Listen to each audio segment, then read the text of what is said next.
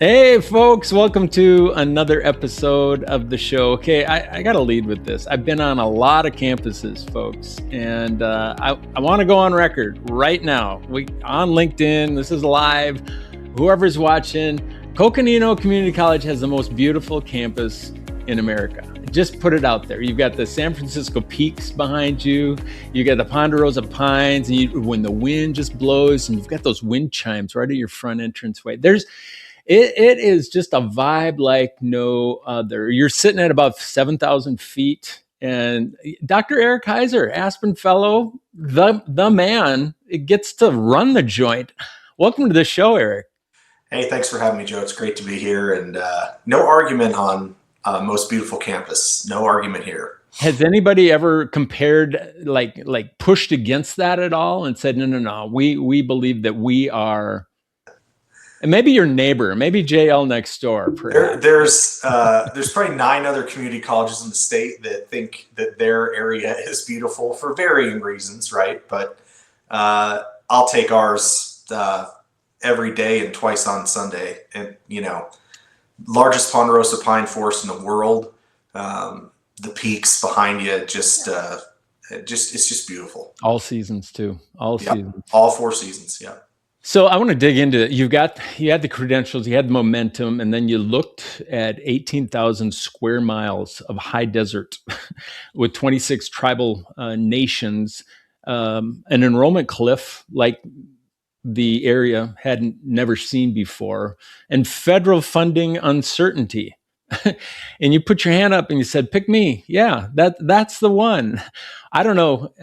Dr. Heiser, if that was genius or did something break in your decision-making software someplace?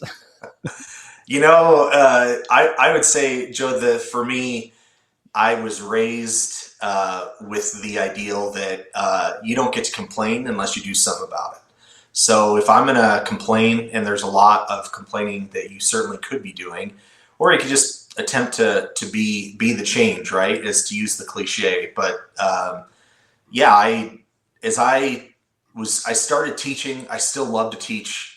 It's where I find my energy. Love being in the classroom.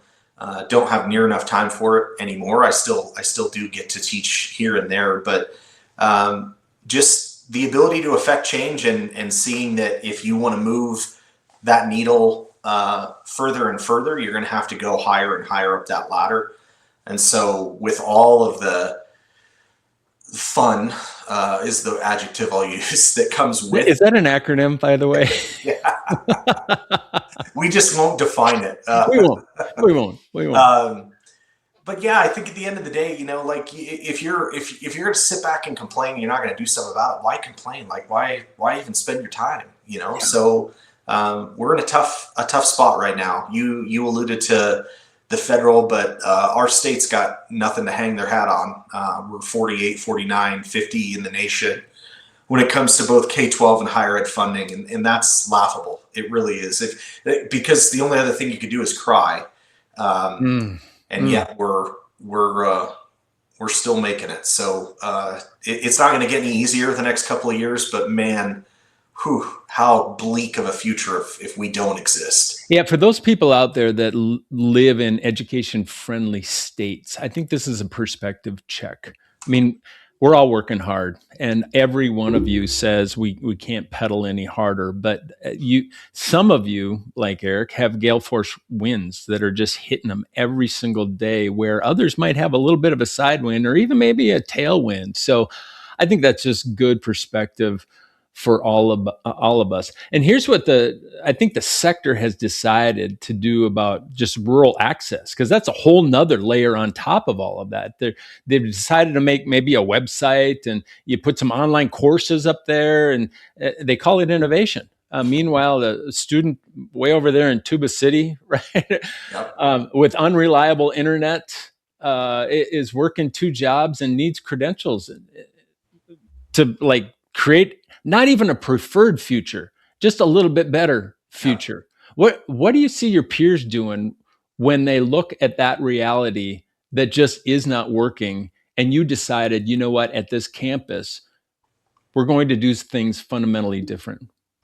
So I would point to my my background, how I grew up. I grew up on the Wind River Indian Reservation, very similar to Navajo Nation, and the coincidences are many in terms of where I grew up. Yeah, I happen to be further north in Wyoming, but I think it's the ideal that just because the geography should not play a role in whether or not you have the ability to be successful. But too often it is. That is the case. And I've seen it throughout my career. Wyoming, Utah, even in Ohio, when I was out in Ohio, the proximity to urban places and places for you to engage with education do play a large role in whether or not you're successful. And you take that and you multiply that by 100 when it comes to life on the reservation. Seeing this now twice in my life, again, growing up in Wyoming, right on the exterior boundaries of Wind River, and just seeing the amount of poverty that was on the reservation, the infrastructure being so criminally underdeveloped because it was not funded in the way that it should have been at the federal level, and that playing a part in whether or not someone gets to be successful, that really hits at my heart in terms of like, that's not okay. Why should that be the determining factor? So again, going back to if you're going to complain about it, you may as well try and do something. So Yeah, and it's not just a funding issue. The traditional semester calendar wasn't built for any of those places yeah. also, and you've decided to re-engineer much of what you provide. Where did that come from? And compare and contrast when you stepped onto campus for the first time to your level of service to those communities. How is it different today? Yeah, so I would say when I got to Utah, I think we've all probably known for at least 40 or 50 years, those that have been in the industry this long, that the semester calendar is terrible for our students, right? If we're serious about who our students really are, instead of the student that's 18 and they're going to college, and like, that's not our student. Our students work in multiple jobs. They've got a family. A lot of times they're the sole breadwinner. So this idea that they're going to take education from us between the hours of 9 and 2 is ludicrous. So when I got to Salt Lake, got to be involved with a really, I say cutting edge for higher ed, but cutting edge project in what's called competency-based education. The elevator pitch for CBE is remove time as the constant and make learning the constant and time the variable. And by doing that, you blow up the semester, because if I master the competencies within a course, let's say I start in January and I do that in February, I'm moving. Boom. I'm not waiting Boom. until May. So that really started a fire within me to say, man, we can do this better. And so that has, admittedly, it's a slow slog because you're dealing with systems that are 100 years old, and you're fighting upstream. Much of it is protected. I mean, Well, the broken system is protected. So what I'm wondering about, if somebody listening in right now, it's that, well, where do you start? You've got some good theory. Nobody's going to question, yeah, I wish I would have had the short track, growing up, because I had to, go through the labyrinth of silliness, just like a lot of students do. But where did you start? Where did you redesign first? uh, the phrase "you eat the elephant one bite at a time," right? That's a great way to describe it. We started with our 1 year or less certificate programs, and oh, by the way, those just happen to be the most popular programs across the country today. Those are the programs students are engaging in today. So start at the areas that work, that are the easiest or least resistant, and I don't mean resistant by faculty side. I mean least resistant in terms of the least number of hurdles that you have to get through. You're looking at friction. How do you? Where's the most frictionless space? And the absolute condemnation for what I'm about to say is it shows the ills of our federal policy is starting in non-credit. Because the minute that you attach credit to something, the feds are involved, and now you've got to follow these arcane rules that are 50, 60 years out of date. So the way we referred to it in Salt Lake was one of the schools that I was a dean over was, we called it our skunk works. and that was mainly non-credit because you had so much flexibility. You didn't have to worry about all these rules that didn't make any sense. And then once you showed success in the skunk works, you were able to kind of roll that out college wide. And so that's really how we started. And I've always, we did this through, and folks that have been in higher ed for 15 years or more are going to remember this acronym. We got a TACT grant. So this was 2013, 2014. We were, I think, round 3 or 4 of the TACT program. And we were way too ambitious. We told the feds, yeah, we'll transition 20 programs in 3 years. How no one died in that process is beyond me. But we got it done. And by far the biggest lessons learned were start small and start in an area where you're not going to run into those headwinds right away. Because you're going to get headwind. It's just a matter of how much. That is good. I've just grown to respect the fact that you burn fast, boss. You see an opportunity, and you're going to be the first one that says, "Let's blow that up." That's because it's in our way, and let's run as fast as we can. But those learning lessons where you take a beat, and oftentimes you just learn by maybe tripping a little bit and having the slats kicked out from underneath you during the process. Yep. Right. But you learn. And I think those are two very, very valuable things. Don't not start. Oh, yeah. Don't not start. Right. Yeah. No paralysis by analysis. Like you gotta jump at some point. Yeah. Yeah. So 26 tribal nations. I mean, dozens of communities spread across just the geography that you represent. It's really not a student body. It's a whole civilization, right? Yeah. What has leading in that context? Because I just put my mind and my heart, my body in that situation. And that's not my lived experience. So what is leading in that context required you to unlearn about yourself? I think the idea, first and foremost, that college is talked about. And this could go for the families that are both on and off the reservation. You hit it, the lived experience, right? I grew up with a single parent, a single father in the 80s, which was very, very rare. Like this was, everyone still talked about, take this home to your parents, take this home. Like I had my dad. So that lived experience shaped me. But the idea that families are talking about college, no matter where they're at, and especially so in the rural areas, it isn't happening. And we meaning higher ed, have gotten very arrogant with this idea that they're just going to come to us. Of course, people are going to go to college. If they don't know about you, and this is a first-gen family, how the heck are they going to find you? Right. So it really is about kind of reinventing, restarting the process. Really, at square one. We have started now, Joe, with a program with United Way. It's a program called Kinder Camp. This is for students who were not lucky enough, I'll use the term luck, to have gotten preschool prior to getting into kindergarten. So what Kinder Camp does is it provides them an opportunity to have the kindergarten or to preschool experience 4 weeks in June every summer. Because the research that's out there right now says if there's no preschool, when they start kindergarten, they're already behind. It's not really about what's happening in Kinder Camp, is it? No, to your point, it's all about getting them in, and it's socializing this environment. And so we took most of these kids, again, won't surprise anyone, these are underserved communities. We took every single one of them, have for the past 3 years now, and said, you're coming to college for free. You're coming to CCC for free. When you graduate, you're coming to us for free. Hey friends, quick question before we get back to it. I know that you have talented people on your leadership team, but is your team actually performing to its full potential?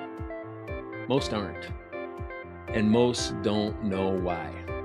The Team Intelligence Assessment is a solution to change that. Find out where your team stands at higherperformancegroup.com. Go to find your starting point to get started today, or click the QR code in the screen right here.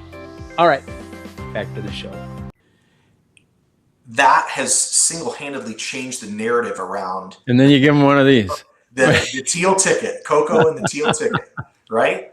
So again, that when I talk about arrogance, it's just like, well, the students are going to come to us, not if they don't know about you. It's not our world anymore. It No. isn't. And it means starting at the very bottom, at kindergarten, and continuing to engage with these families to say, hey, remember the teal ticket? It's still here. You're coming, your students coming to us. Fifth grade, sixth grade, seventh grade, summer camps, all of these things, so that we can normalize the idea of course I'm going to CCC. I've been there throughout my whole life. Yes. And now we've got NAU to jump on. So the last 2 years of the bachelor's are free. I mean, this is how you change communities. It doesn't happen overnight. This is going to take years to develop. But to our point, what we've talked about earlier, you got to start somewhere. You do, and you are surrounded by a couple of other troublemakers that I know. We had JL on the program last week, and he talked about maybe some tension that he had with his other two big colleagues across Arizona, where he said, "You know what? Your success in high school is not a determiner whether you're coming to my campus," Yep. and just blew the walls off of all the prereqs. And Yep. he had to do that in partnership, and many of those partnerships are right there with you. But it's a whole different mindset that has to come first, I believe, from a different heart set that Yep. says we believe. It's almost like where Miss Becky and I are building right now, and every room that's just nothing but studs and wires right now. She's taken a picture of it and put it in Chat GPT, and it's giving this with the fireplace and clock on the wall and the cute little poster. You almost have to create that reality for students today, Yep. Yep. right? Absolutely. Yeah. And I can't let a minute go by without saying, Jose Luis is president of NAU. He best in the business, best I've ever come across. A university president that understands the idea that a community college is complementary and not competitive to the mission of a university. Unfortunately, he is few and far between. But holy cow, I cherish and relish the ability to get to do this with him up here in Northern Arizona. Who talks like that? I mean, normally it is a competitive environment in that pipeline, but the joy of being able to actually, have a complementary partner that you believe in, he believes in you, and yeah, what a wonderful world sitting on top of the most beautiful campus in America. I mean, what in the world? You could have chosen to go a different direction. Okay, you stayed in the classroom. You love teaching, Yeah. right? Built maybe something a little smaller. Chosen the safer path. There are days when, especially this past year, I've had a chance to talk to more presidents that have said the last 18 months have been harder than leading through COVID. You could have chosen a different path, but you didn't. You didn't. What keeps you in the game? It's going to sound cliche, but we are a better society when we're educated. And again, at the end of the day, I alluded to if you're going to complain about something, then you better try and do something about it. Man, if we give up on education, that's it. I mean, you talk about things important to the life that we live, that we get to live here in the U.S. The ideals of a democracy and all of those things. That doesn't happen without education. And so it really is, it's simple, but it's true. We should want people to be educated, and it doesn't have to look the same, right? One person's journey, one student's journey is going to look completely different than another student's. But by gosh, if they're getting educated and finding themselves in the process, then we're winning. And that's what continues to drive me, what has driven me for the past 22 years. And the reason that I get out of bed every morning. I've heard you say this before, and it's a bold statement, but if CCC loses, Yeah. I mean, it's the stakes of the game. If the momentum stops happening, what does Coconino County actually look like? I mean, again, I don't want to sound too outlandish, but we talked when we were informing our citizenry about the bond, the $100 million capital construction bond that we were so lucky to pass. Congratulations, by the way. That was monumental. Yeah. First bond in what, 26 years. 26 years. Yeah. But where I think the message hit home with the community was to say, look, without us, you don't have nurses. Without us, you don't have general contractors. Without us, you don't have the trades that are so badly needed in an area that is already very, very expensive to live. But without those folks, do you have a community? And so, and again, it wasn't a threat. It was just, look at how valuable your community college is to your community. And I think every community college can make that case. Absolutely. Yeah, it's a pathway to democracy is what it is. It's providing opportunity. It's a promise. Doggone it, it's a promise. Yeah. Yeah, I know that you're building a success system, and I've just loved watching you put the pieces together. You're kind of inventive. You're a guy that doesn't follow the traditional path and go, you know what? I went to a conference and here's the playbook. You're developing your own playbook, and that's what I love about you. It's what I love about your team. Is this what you're building? Is it a national model? Can it export, or is the terrain a little bit too specific in northern Arizona? I don't think so. I think there's, again, you're going to have to do what your community needs, and is desiring. But at the end of the day, I don't think the playbook changes a whole lot, right? The players, they're interchangeable to go through the football. You're looking through a football playbook, and you got to see, who do I have on my bench? Who do I have that's my starting 11? All those. But you could run this anywhere. It's just a matter of the want. And the ambition, really, to say we can do better. We just going to have to do some work to get there. Yeah. Well, I heard you just kind of burp up some of that old sports analogy there again. All right, it's lightning round time. We're going to see how human you really are there, boss. Okay. So, first question, you ready? Yep. Locked in. What's a quote that you live by? It's the Frost poem, Road Less Traveled. Every time I have a decision, taking the road less traveled by, and that has made all the difference. My journey has been like this. Yes. But man, I wouldn't trade it for the world. Wow. And you're modeling that way for others. What's the worst advice you've ever heard in leading people? That you don't have to talk to them. just do it. Just Nike them. Yep. Unfortunately, had that demonstrated early in my career, and vowed I would never do that as a leader. What a wonderful learning opportunity. How about the best advice you've ever received? I would say remnants of the at the end of the day, the golden rule. Just treat people the way that you would want to be treated. And that it does not have to be all touchy-feely. Like, at the end of the day, when you're going through hard things, think about it from the perspective of those that are going through it. Yeah. And it makes you a lot more human, and it gives you a lot more empathy to be able to do. I'm not saying that, it's going to help you to make the hard decisions. Hard decisions suck, but it's part of what we sign up for in this job. But at the end of the day, if you can have that empathy and just think about how you would want to be treated when those things are happening, I think it makes that process more, I would say, it definitely doesn't make it easier, but it does make it something that you can get through and come out on the other side.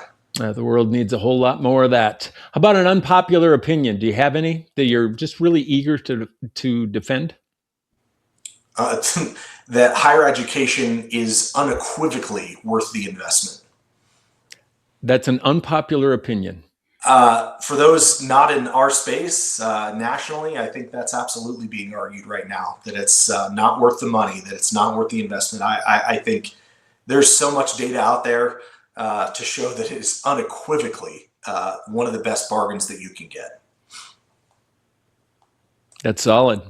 I know that your backyard, you can go out into the outback, but would you choose canyon or the forest? I'm going to say forest, but it's a close call. Something you've changed your mind about recently? The idea that everyone can get things done, or anyone can get things done if they just work hard enough. I think that is built on a faulty premise. And it usually who you hear that from is folks that had stuff set up before them that they didn't even really realize. Again, it's not their fault. Yeah. It's just there are we come from every different walk of life, and there are those of us that out there that are going to need more support than others, and that's not a bad thing. It's okay. But this pull yourself up by your bootstraps, Again, I'm not saying you don't have to work. Mm-hmm. Everyone, you've got to work hard. But if you have hurdles before you that another person doesn't, there's some work obviously we're going to need to do in that realm. Sometimes we need those bootstraps sewed on for us by others Yep. to give us the ability to pull them up. How about a decision in this role that you'd make 10 times over, boss? At the end of the day, I think I keep coming back to what I just alluded to with the golden rule. When I've had hard decisions, making sure that we communicate as clearly as possible so that folks understand. They don't necessarily have to agree with it, but they understand how we got there. And I've seen that play out a couple of times now, and we'll continue to do that. Again, it doesn't mean that people are always going to agree with you, but if you can at least communicate as to how you got there and why those decisions were made, I think ultimately most folks will respect that. Clarity is kindness. If you're not running the campus, what are you doing? Hiking, playing with the growing daughters. I have two daughters, 14 and 11. They're very quickly going to be moving out of the house. So we're traveling with them, doing everything we can to expose them to different cultures and different places around the world, playing with the doggos and watching sports, watching my beloved Philadelphia sports teams who cause me more angst than most. I respect that. One word or a phrase for CCC's future.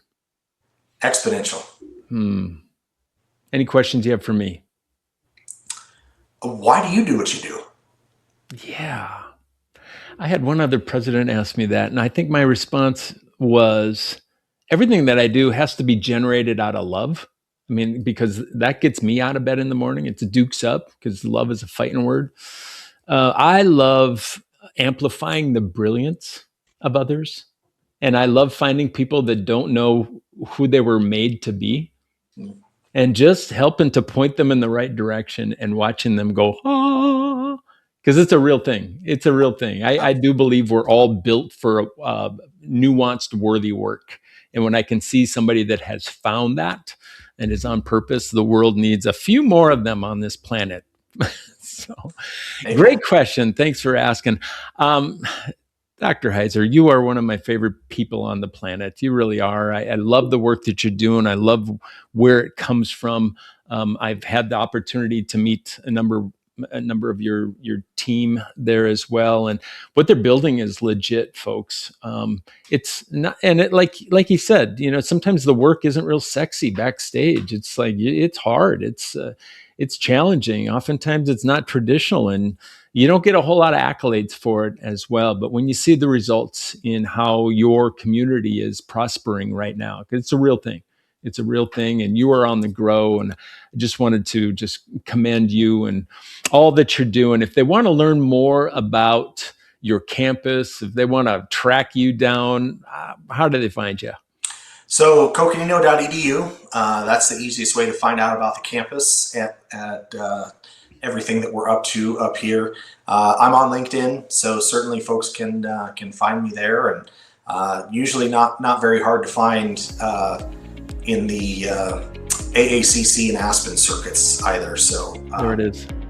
There it is. And if you're wondering, what to do this summer as far as a getaway, Flagstaff, Arizona. It's one of the best destinations for maybe your budget travel this summer if you can't afford to go across the pond. That's the show, friends. Peace. Thanks again, Eric. Thanks, Dr. Joe. Appreciate it.